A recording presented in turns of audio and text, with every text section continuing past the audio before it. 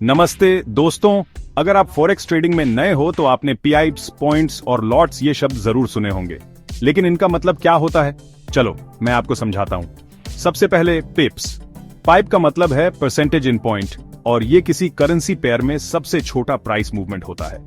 ज्यादातर currency pairs 4 decimal places तक होते हैं, तो एक पीआईप 0.0001 के बराबर होता है। मान लो अगर EUR USD 1.1234 से 1.1235 तक जाता है तो ये एक पीआईप का इंक्रीज है।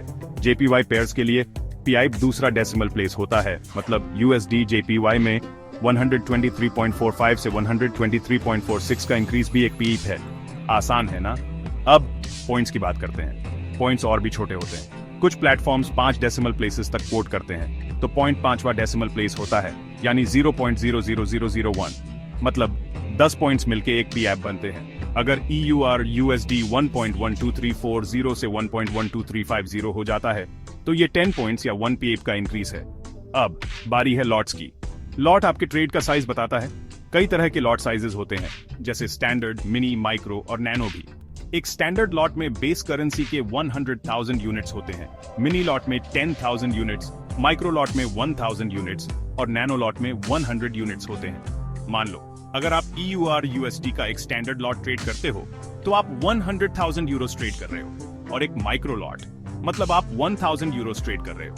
इन सब बातों को समझना बहुत जरूरी है ताकि आप अपने प्रॉफिट या लॉस का अंदाजा लगा सकें। जैसे अगर आप EUR USD का एक स्टैंडर्ड लॉट 1.1000 पर खरीदते हो और 1.1010 पर बेचते हो तो आपको 10 पाइप्स का प्रॉफिट हुआ।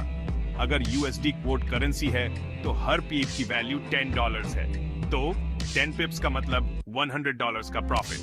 पिप्स, पॉइंट्स और लॉट्स को समझकर आप रिस्क मैनेज कर सकते हो और अच्छी ट्रेडिंग स्ट्रेटजीज बना सकते हो। याद रखो, फॉरेक्स मार्केट में नॉलेज ही पावर है, तो सीखते रहो और ट्रेड करते रहो। लाइक, सब्सक्राइब और बेल आइकॉन दबाना मत भूलना और ट्रेडिंग टिप्स पाने के लिए।